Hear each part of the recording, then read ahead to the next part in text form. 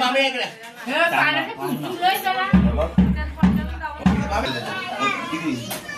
लावू खायला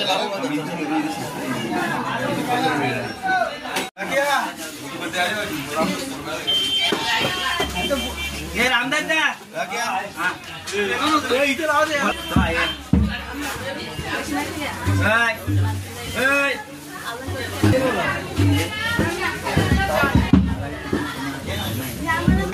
मी बोलले तवा नाही आला नाही का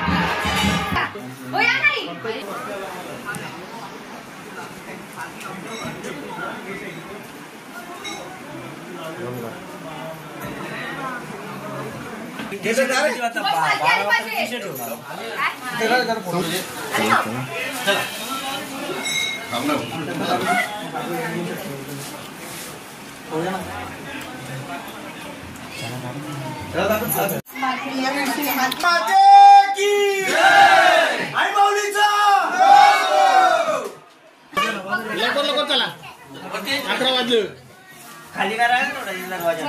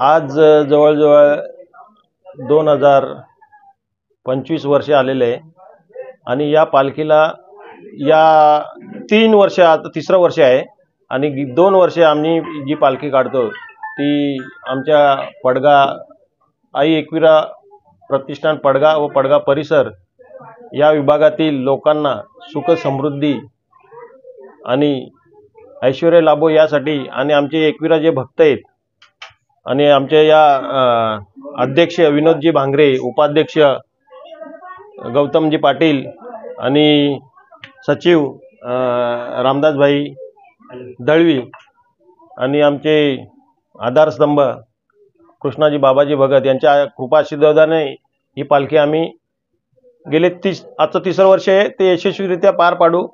आणि आई एकविरेच्या चरणी एकच प्रार्थना आहे की